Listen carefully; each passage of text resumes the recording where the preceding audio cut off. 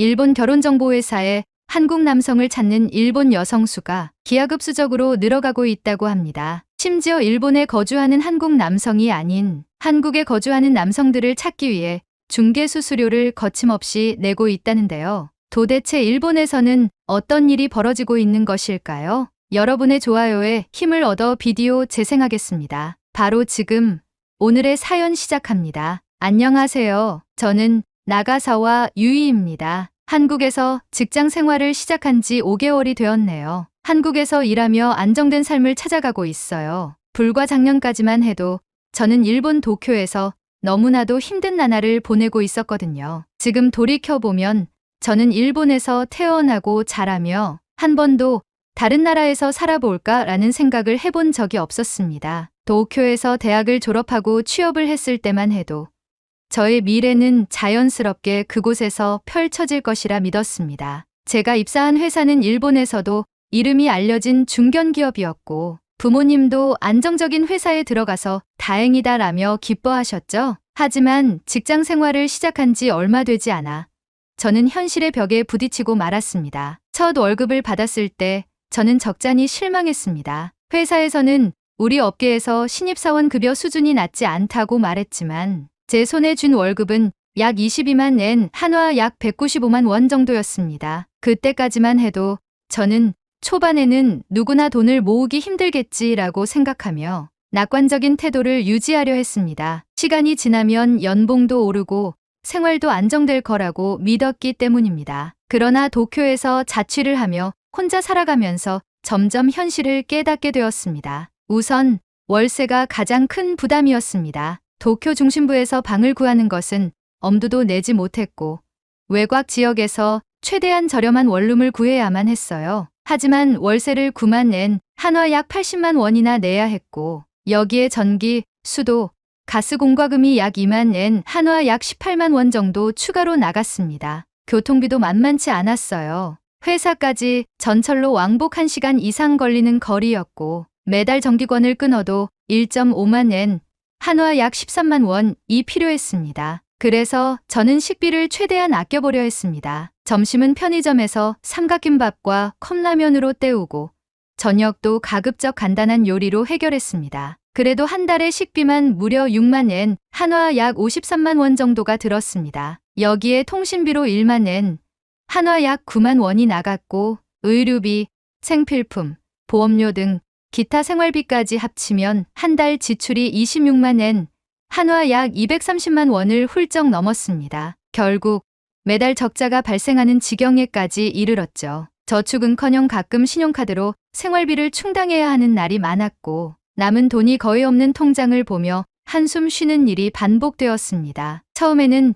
몇 년만 버티면 연봉이 오르겠지라고 생각했지만 회사에서의 연봉 인상률은 너무나도 낮았습니다. 5년을 다녀도 겨우 몇만 엔 오를 뿐이었고 선배들을 보니 30대 중반이 되어서도 월급이 크게 오르지 않아 여전히 빠듯한 생활을 이어가고 있었어요. 결국엔 선배들 중 생활고에 시달리는 사람은 고향으로 돌아가야 하는 선택을 해야만 했습니다. 경제적으로 힘든 것만이 아니었습니다. 일본의 직장 문화는 신입사원에게 너무나도 가혹했어요. 제가 다니던 회사는 공식적으로 야근을 지향한다고 말했지만 퇴근 시간이 되어서도 아무도 자리를 뜨지 않았습니다. 부장님은 늦게까지 남아있는 직원을 좋아했고 아무리 일이 없어도 적어도 상사가 퇴근하기 전까지는 자리를 지키는 것이 당연한 분위기였습니다. 처음에는 저도 시간을 보내며 눈치를 봤지만 어느 순간부터 자연스럽게 저녁까지 일을 하고 있는 제 모습을 발견했습니다. 하지만 더 큰 문제는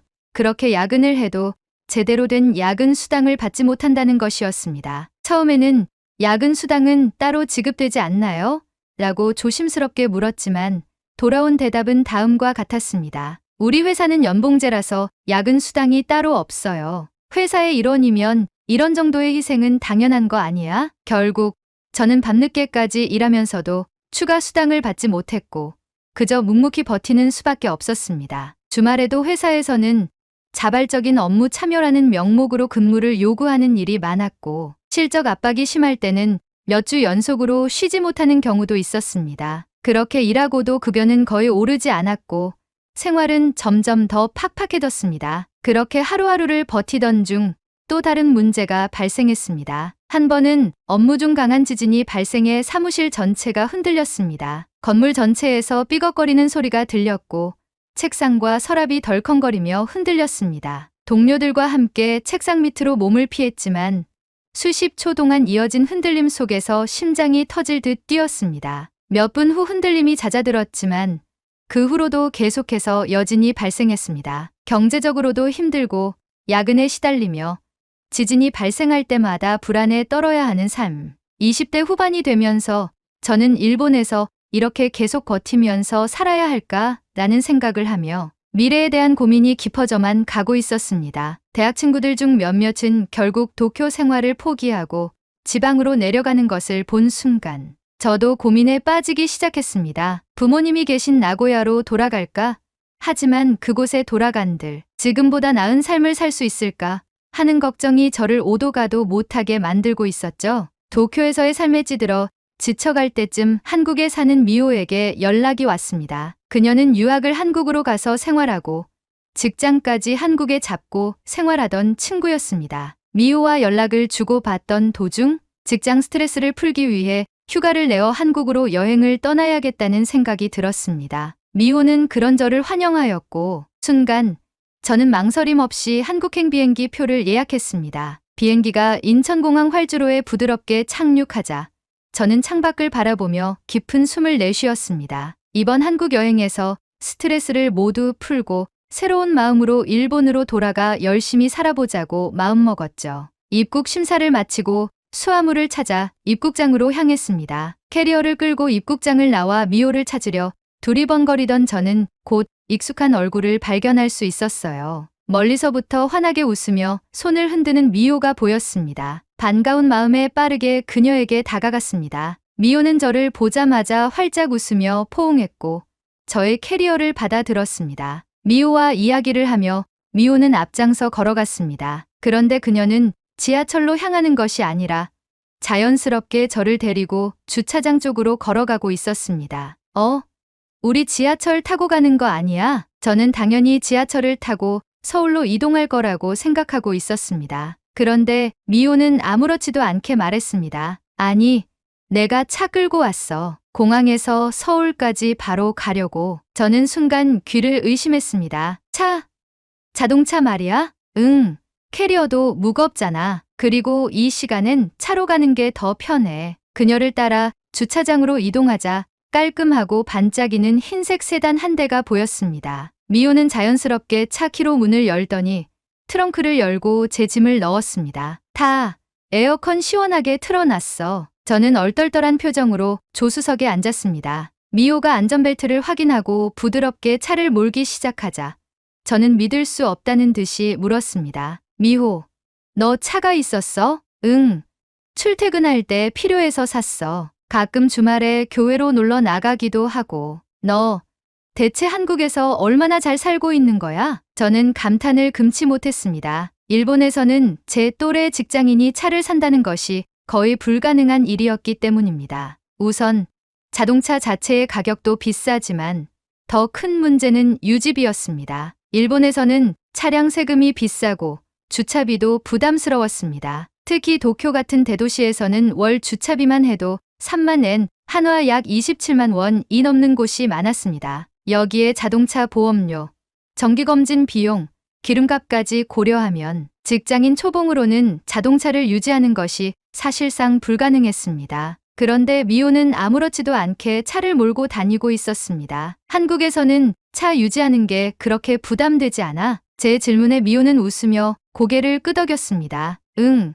물론 차를 사려면 목돈이 들지만 유지비는 일본보다 훨씬 적게 들어. 주차비도 회사에서 지원해주고 기름값도 일본보다 싸. 무엇보다 일본처럼 차 검사 비용이 부담스럽지 않아서 유지하는데 큰 어려움이 없어. 저는 그녀의 말을 들으며 놀랐습니다. 대중교통이 잘 되어 있어서 차가 없어도 편리하지만 그래도 있으면 확실히 생활이 더 편해. 가끔 주말에 교회로 나가거나 장볼 때도 차가 있으면 확실히 좋아. 저는 창밖으로 스쳐 지나가는 도로를 바라보았습니다. 한국의 도로는 깔끔하고 정비가 잘 되어 있었으며 차들도 일정한 속도로 안정적으로 운행되고 있었습니다. 일본에서는 차 사는 게 거의 꿈 같은 일이잖아. 대체 한국에서는 월급이 얼마나 되는 거야? 미호는 피식 웃더니 솔직하게 대답했습니다. 지금 나는 한국에서 350만 원 정도 받아. 뭐라고? 저는 깜짝 놀라 그녀를 쳐다보았습니다. 물론 업종에 따라 다르겠지만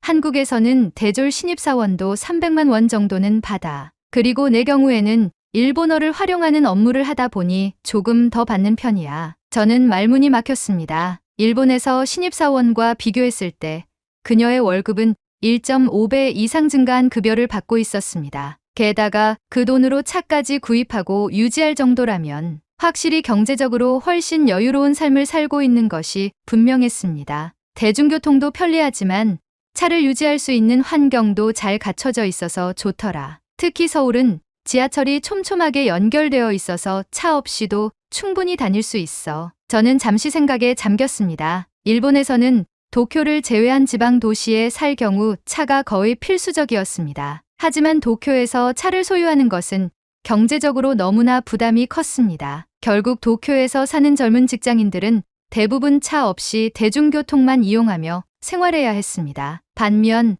한국은 대중교통이 잘 되어 있으면서도 자동차를 갖는 것이 그렇게 부담스럽지 않은 사회였습니다. 한국에서는 지하철이나 버스 요금도 일본보다 싸지 않아? 맞아. 서울에서 기본 요금이 1250원인데 환승도 무료로 할 수 있어. 일본에서는 환승할 때마다 추가 요금이 붙잖아. 맞아. 일본에서는 기본 요금도 비싼데 환승까지 하면 금방 500엔 한화 약 4,500원 이상 나가니까 부담스러웠어. 한국과 일본의 생활비 차이를 이렇게 직접 경험하니 생각보다 훨씬 컸습니다. 저는 무심코 창밖을 바라보았습니다. 어느덧 서울 도심에 가까워지고 있었습니다. 차창 밖으로 보이는 서울의 풍경이 갑자기 아름다워 보이기 시작했습니다. 며칠 동안 한국에서 머무르며 다양한 경험을 했지만 제 머릿속에서 가장 크게 남은 것은 미호의 이야기였습니다. 미호는 일본에서 힘들게 버티며 생활하다가 한국으로 일찍이 유학을 결정했고 이젠 한국에서 직장까지 다니며 경제적으로 여유를 찾은 친구가 되어 있었습니다. 심지어 차까지 소유할 수 있을 만큼 삶의 질이 향상되었습니다.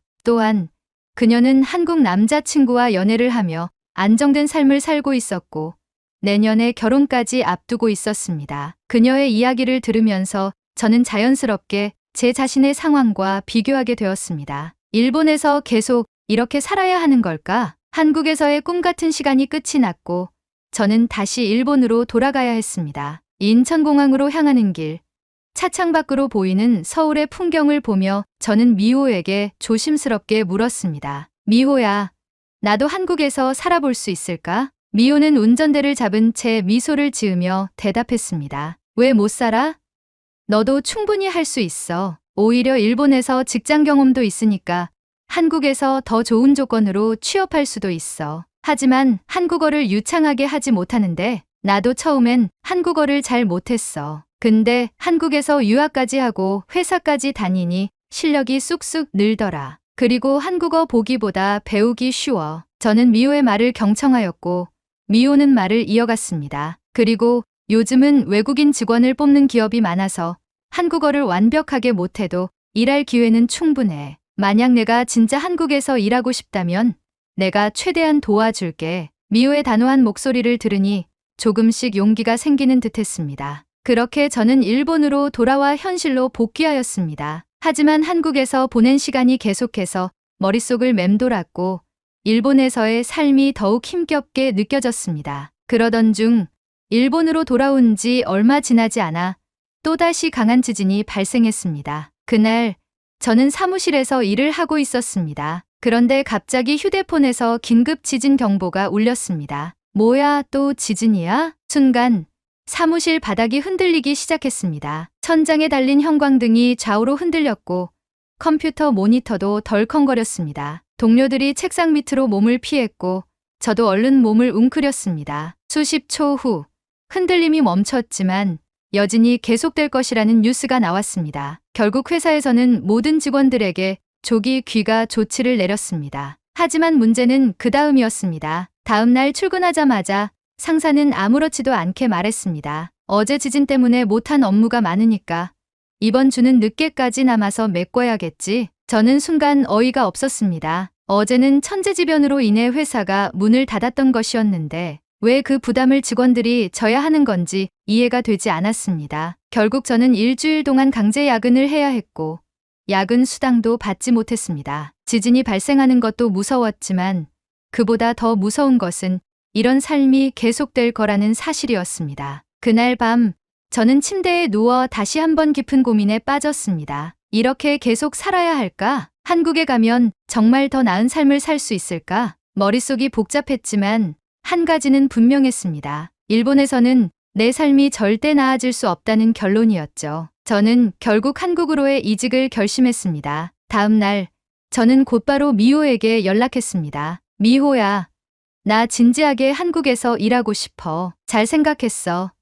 내가 최대한 도와줄게. 미호는 한국에서 외국인이 취업할 수 있는 다양한 정보를 정리해 보내주었습니다. 저는 퇴근 후마다 면접을 위한 한국어 회화를 공부하기 시작했고 일본에서의 생활을 버티며 하루하루 실력을 쌓아갔습니다. 생각보다 한국어를 배우는 과정은 쉬웠고 저는 한국어로 기본적인 대화가 가능할 정도가 되었습니다. 그때부터 본격적으로 한국 기업들의 이력서를 제출하기 시작했습니다. 미호의 말대로 외국인을 필요로 하는 한국 회사들이 많았어요. 저는 여러 회사에서 면접 제안을 받았습니다. 그리고 저는 그중 첫 번째 회사의 면접을 준비하기 위해 최선을 다했습니다. 이게 내 인생을 바꿀 기회일지도 몰라. 저는 설레는 마음으로 한국행 비행기 표를 예약했습니다. 하지만 모든 게 제가 바라는 대로 순탄치만은 않았습니다. 공항으로 가는 도중 지진 경보음이 울리기 시작했습니다. 도로 위에 차들이 흔들리기 시작했고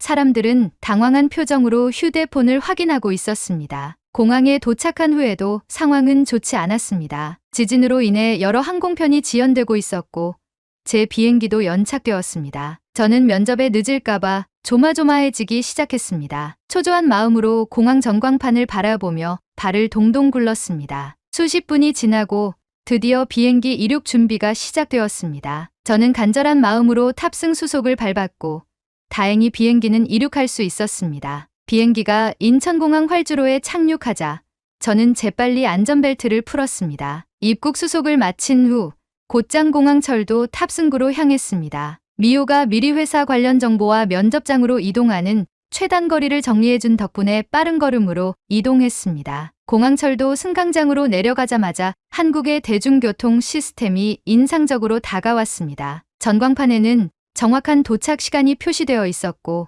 역 내부는 깔끔하게 정리되어 있었습니다. 열차가 도착하자 저는 빠르게 탑승해 창가 좌석에 앉았습니다. 창밖으로 스쳐 지나가는 풍경을 바라보며 면접에서 받을 질문과 대답을 계속 머릿속으로 정리했습니다. 몇 개월간 준비한 한국어가 얼마나 통할지 걱정되었지만 면접까지 온 이상 최선을 다하기로 했습니다. 서울역에 도착한 후 지하철을 환승했습니다. 사람이 많아 조금 복잡했지만 환승이 간편해서 길을 찾는데 큰 어려움은 없었습니다. 하지만 시간이 점점 촉박해지면서 긴장감이 커졌습니다. 드디어 면접이 이루어지는 회사 근처의 역에 도착하였고 저는 서둘러 역을 빠져나와 면접장을 향해 달렸습니다. 그러던 도중 예상치 못한 일이 벌어졌습니다. 면접 시간이 얼마 남지 않았다는 생각에 무턱대고 달리던 중 코너를 돌다가 앞에 있던 한 할머니와 부딪히고 말았습니다. 할머니 역시 작은 비명을 내지르며 뒤로 넘어지셨고 저는 할머니의 뒤통수가 바닥에 닿는 것을 막고자 순간적으로 손을 뻗어 할머니의 팔을 붙잡았습니다. 죄송합니다. 괜찮으십니까? 할머니는 당황한 듯 허리를 어루만지고 계셨습니다. 저는 급히 몸을 숙여 할머니를 부축했습니다. 괜찮아요. 한국인이 아닌가 봐요. 전 괜찮습니다. 혹시 어디 다치신 곳은 없어요? 할머니는 연신 괜찮다고 말씀하셨지만 허리를 계속 문지르고 계셨습니다. 그제야 제 무릎도 긁힌 것을 깨달았습니다. 스타킹 한쪽이 찢어져 있었고 살짝 따끔거리는 느낌이 들었습니다. 병원에 가요. 아프면 안 돼요. 이 정도쯤이야. 급한 일 있는 것 같은데 가보세요. 아니에요. 할머니, 병원에 가야 안심할 수 있을 것 같아요. 할머니는 한사코 괜찮다고 하셨지만 저는 택시를 잡아 근처 병원으로 함께 이동했습니다. 병원에 도착한 후 간단한 검진을 받은 결과 다행히 큰 부상은 아니라는 진단을 받았습니다. 저는 안도의 한숨을 내쉬며 할머니께 죄송하다고 전했습니다. 그리고 시계를 확인하자 전 깜짝 놀랐습니다. 면접 시간이 정말 촉박하게 남았었기 때문이었죠. 저는 황급히 할머니에게 인사를 드리고 병원을 나가려고 했습니다. 그 순간 할머니는 저를 붙잡으시더니 지갑에서 무언가를 꺼내셨습니다. 현금 10,000원과 네잎클로버를 코팅한 작은 카드를 저에게 건네셨습니다. 이걸로 스타킹 새로 신으세요. 그리고 행운이 필요할 것 같아서. 아니에요. 전 괜찮아요. 괜찮아요. 면접 복장인데 좋은 결과 기대할게요. 할머니의 따뜻한 정을 받아들고 저는 감사 인사를 드리고 병원을 나섰습니다. 면접장으로 이동하던 도중 찢어진 스타킹이 신경 쓰였습니다. 주위를 둘러보다가 가까운 편의점이 보였습니다. 스타킹을 파는 곳을 확인하기 위해서 안으로 들어가 직원에게 물었습니다. 스타킹을 사려 하는데 어디서 살 수 있나요? 직원은 말없이 진열대를 가리켰고 매장 한쪽 코너에 스타킹이 놓여 있었습니다. 급히 계산을 마치고 스타킹을 손에 쥔 채로 저는 다시 면접장으로 향했습니다. 면접장에 가쁜 숨을 내쉬며 도착했습니다. 시간은 간신히 맞출 수 있었지만 스타킹을 갈아 신을 시간이 없었습니다. 다음 순서가 제 차례였고 저는 급히 무릎에 묻은 피를 닦고 면접장에 들어갔습니다. 면접이 시작되었고 면접관들은 차분한 표정으로 저를 바라보며 질문을 던졌습니다. 저는 배운 한국어를 최대한 활용해 성심껏 답변했습니다. 발음이 완벽하지는 않았지만 제가 한국에서 일하고 싶은 이유와 일본에서 쌓은 경험을 최대한 어필했습니다. 하지만 면접관들의 시선은 제 무릎에 쏠려 있었습니다. 하지만 무릎에 대한 이야기는 꺼내지 않았습니다. 면접을 마치고 나오며 긴장이 풀렸고 다른 지원자들을 관찰했습니다. 모두 단정한 모습이었지만 저는 허둥지둥 면접장에 도착해 초반부터 정신없는 상태였습니다. 저는 다른 지원자들과 다른 모습에 떨어질 것 같다는 생각이 들며 다음을 기약하며 일본으로 돌아갔습니다. 일본으로 돌아온 후 저는 다른 회사 면접을 준비하며 하루하루를 보내던 중 한 통의 메일이 도착했습니다. 면접 결과를 알려드립니다. 합격을 축하합니다. 순간 눈을 의심했습니다. 다시 한번 확인해봐도 분명 합격 메일이었습니다. 믿기지 않는 마음으로 메일을 다시 읽어 내려갔습니다. 순간 한국에서 만났던 할머니의 말이 떠올랐습니다. 행운이 필요할 것 같아서. 할머니가 건네주신 네잎클로버가 떠오르며 저는 네잎클로버를 꺼내어 봤습니다. 그날 할머니를 도왔던 것이 어쩌면 행운이 아닐까 생각이 들었습니다. 한국으로 가는 길이 이제는 확실해졌고 저는 설레는 마음과 동시에 현실적인 고민이 밀려오기 시작했습니다. 바로 부모님을 설득해야 했기 때문이었습니다. 한국에서의 새로운 가능성을 찾게 되었지만 부모님께서 이를 어떻게 받아들이실지는 알 수 없었습니다. 집에 도착하자 어머니가 반갑게 맞아주셨습니다. 유이야, 무슨 일이야? 갑자기 찾아오고 거실로 들어가자 아버지는 신문을 읽고 계셨고 제가 들어오자 슬쩍 신문을 접어 내려놓으셨습니다. 저는 조심스럽게 입을 열었습니다. 아빠, 엄마, 저 한국에서 일하게 됐어요. 어머니는 놀란 표정을 지었지만 곧 차분하게 되물으셨습니다. 한국에서? 언제부터? 회사에서 합격 통보를 받았어요. 정식 직원으로 일할 수 있게 됐어요. 아버지는 표정을 굳히고 신문을 내려놓으면 단호히 말했습니다. 말도 안 되는 소리 하지 마라. 일본인이라면 일본에서 살아야지. 왜 굳이 한국까지 가려고 하냐? 예상했던 반응이었지만 막상 직접 들으니 가슴이 답답해졌습니다. 아빠, 저 일본에서 힘들었어요. 생활비를 감당하기도 어렵고 지진이 일어날 때마다 불안해서 잠을 못 자요. 한국에서는 안정적인 직장을 가질 수 있고 보증금 지원도 받아서 쉽게 정착할 수 있어요. 그건 다 핑계일 뿐이다. 일본에서도 충분히 사는 젊은이들을 봐라. 넌 나약한 마음을 가진 거야. 아빠, 미호 기억나세요? 미호도 한국에서 생활하면서 훨씬 나아졌어요. 야근 없이 정시 퇴근하고 월급도 더 많고요. 저도 그렇게 살고 싶어요. 하지만 아버지는 단호했습니다. 구체적인 이유 없이 일본인이면 일본에서 살아야 한다는 말만 반복하셨습니다. 옆에서 듣고 계시던 어머니는 조용히 제 이야기를 듣고 계셨습니다. 유이 말대로 일본에서 계속 힘든 생활을 해야 한다면 한국에서 새로운 기회를 찾는 것도 나쁘지 않잖아요. 어머니의 말에 아버지는 얼굴을 찌푸리며 자리에서 일어나셨습니다. 더 말할 것도 없다. 나는 반대다. 아버지는 방으로 들어가셨고 분위기가 더 이상 나아질 기미가 보이지 않았습니다. 저는 결국 결심한 듯 아버지의 방을 향해 소리쳤습니다. 아빠가 반대하셔도 저는 갈 거예요. 제 인생이니까 제가 선택할게요. 어머니는 저를 붙잡으러 나오셨지만 저는 뿌리치고 부모님 댁을 나섰습니다. 눈물이 앞을 가렸지만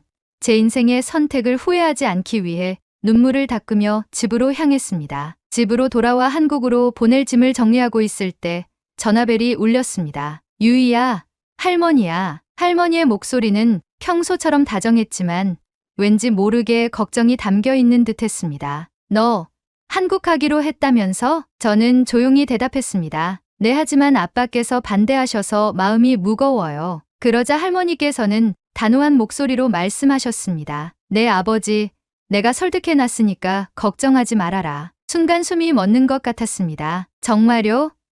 아빠께서 뭐라고 하셨어요? 처음에는 완강하게 반대했지. 하지만 내가 신문을 좀 보라고 소리쳤다. 일본 젊은이들이 많이 힘들어하는 게 뉴스로도 나오잖니. 나는 우리 손녀가 힘든 거 못 본다고 소리쳤단다. 그러자 내 아빠는 고민하다가 너의 한국행을 찬성했지. 저는 순간 가슴이 벅차올라 눈물을 흘리며 할머니에게 감사하다고 전했습니다. 할머니는 걱정 말고 한국 가서 꿈을 이루라고 응원해 주셨고 흐뭇한 목소리로 전화를 끊으셨습니다. 저는 마음을 굳게 잡고 한국으로 향하기 위한 준비를 마쳤습니다. 한국에 도착한 후 저는 회사에서 지원해주는 원룸형 오피스텔에 정착했습니다. 보증금이 지원되었기에 초기 정착이 수월했습니다. 출근 첫날 회사 동료들은 저를 따뜻하게 맞아주었습니다. 어눌한 한국어를 구사하는 저에게 친절히 한국어를 익힐 수 있게 설명해 주었고 일본어를 배우고 싶어 하는 직원들이 있어 자연스럽게 친해질 기회도 많았습니다. 직장 상사도 일본에서 온 저를 배려해 주었고 한국의 직장 문화에 서서히 적응하고 있었습니다. 그렇게 적응해 가던 중 마침내 첫 월급을 받았습니다. 300만 원이라고 월급 명세서를 보고 깜짝 놀랐습니다. 일본에서 받았던 급여보다 훨씬 높았고 생활비를 내고도 저축이 가능한 수준이었습니다. 저는 첫 월급으로 가족을 위한 선물을 준비했습니다. 할머니에게는 온열 조끼를, 부모님께는 다리 마사지기를 골랐습니다. 선물을 보내고 난 후 부모님께 전화를 걸었습니다. 엄마, 한국에서 첫 월급 받았어요. 소소하지만 선물 보냈으니까 잘 쓰세요. 어머니는 울컥한 듯 조용히 고생 많다고 말씀하셨고 아버지는 몸조심하라는 짧고 무뚝뚝한 말을 건네셨습니다. 그리고 저는 어느덧 한국 생활에 익숙해지고 있었습니다. 출퇴근길도 익숙해졌고 직장에서도 제 자리를 잡아가고 있었습니다. 바쁘지만 행복한 나날이 이어졌고 그렇게 몇 달이 흘러갔습니다. 그러던 어느 날 평소처럼 회사에 출근하던 중 회사 앞 신호등이 바뀌기를 기다리고 있었습니다. 그 순간 맞은편에서 저를 향해 손을 흔드는 익숙한 사람이 눈에 들어왔습니다. 면접 당일 우연히 부딪혀 병원까지 모셔다 드렸던 그 할머니였던 것입니다. 드넓은 서울 땅에서 이렇게 출근길에서 다시 만날 줄은 상상도 못했습니다. 저는 놀란 얼굴로 할머니를 바라보다가 곧바로 반가운 마음에 뛰어갔습니다. 할머니, 안녕하세요. 몸은 괜찮으세요? 할머니께서는 환한 미소를 지으시며 제 손을 꼭 잡으셨습니다. 그래, 정말 다행이구나. 잘 지냈니? 그때 면접은 잘 봤고, 네.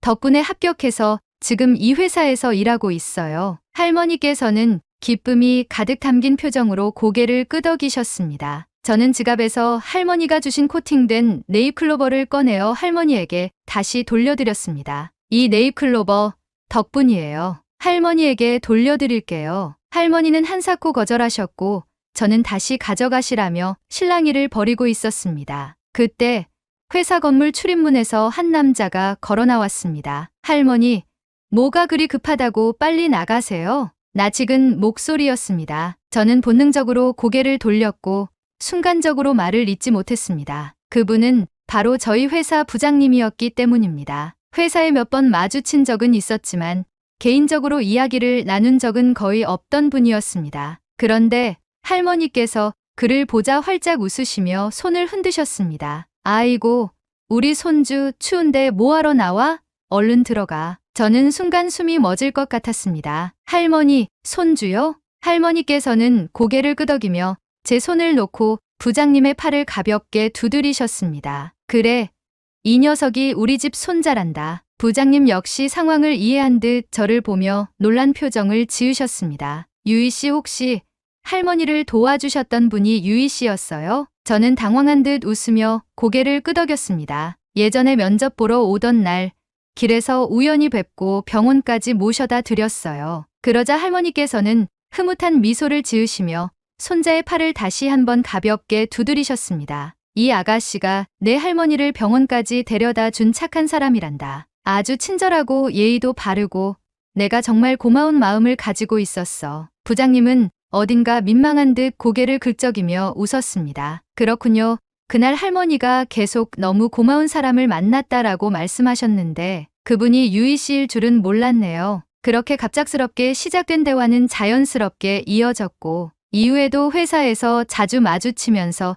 서로에게 친근함을 느끼기 시작했습니다. 그리고 지금 그는 제 남자친구가 되었습니다. 처음 한국에 왔을 때는 상상도 못했던 일이었습니다. 일본에서 불안한 삶을 살던 저는 이제 한국에서 새로운 미래를 만들었습니다. 이곳에서 안정된 직장과 따뜻한 인연을 찾았고 저는 더 이상 불안하지 않았습니다. 이제는 확신할 수 있습니다. 내가 이곳에서 진정한 행복을 찾았다는 것을요. 오늘의 사연은 여기까지입니다. 오늘의 이야기가 마음에 드신다면 좋아요 한 번씩 부탁드리겠습니다. 그리고 여러분의 댓글은 제게 큰 힘이 됩니다. 다음엔 더 좋은 사연으로 여러분을 찾아뵙겠습니다. 시청해주셔서 감사합니다.